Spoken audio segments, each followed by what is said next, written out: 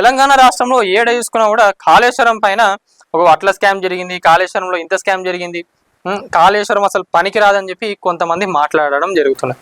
దాంట్లో మొన్న కూనంనేని సాంబశివరావు గారు కూడా మాట్లాడిండు, కాళేశ్వరం కూలగొట్టండి అనే యాంగిల్లో మాట్లాడిండు. నేను ఇవాళ బీఆర్ఎస్ పార్టీ కానివ్వండి, కాంగ్రెస్ కానివ్వండి, బీజేపీకి కానివ్వండి, వీళ్ళకి ఎవ్వరికి కూడా పాజిటివ్గా వాళ్ళ గురించి మాట్లాడ. నేను ఖాళీ తెలంగాణ రాష్ట్రం ఈరోజు ఇలా ఉంది, మనం తెలంగాణ రాష్ట్రం కొట్లాడి తెచ్చుకునేది దేనికోసం? నీళ్లు, నియామకాలు, నిధులు, వీటిపైన మనం కొట్లాడినాం. గత 10 సంవత్సరాల కన్నా ముందు దాన్ని ఎవరు చేసినా అనేది పక్కన పెట్టండి, దాన్ని కేసీఆర్ గారు చేసినా, రేవంత్ రెడ్డి గారు చేసినా, ఇదంతా పక్కన పెట్టండి, ఇదంతా నాకు అవసరం లేని ముచ్చట. ఈరోజు తెలంగాణ గురించి ఆంధ్ర వాళ్ళు మాట్లాడుతున్నారంటే నాకు చాలా బాధగా అనిపిస్తుంది. ఆంధ్రాలో ఎన్ని ప్రాజెక్టులు చేసుకున్నా, ఎన్ని వీళ్ళు రిజర్వేయర్లు కట్టుకున్నా కూడా వీళ్ళు పోయి మాట్లాడరు. కానీ తెలంగాణలో కట్టేటప్పుడే మాత్రం ఎవరికైనా కూడా వస్తుంది.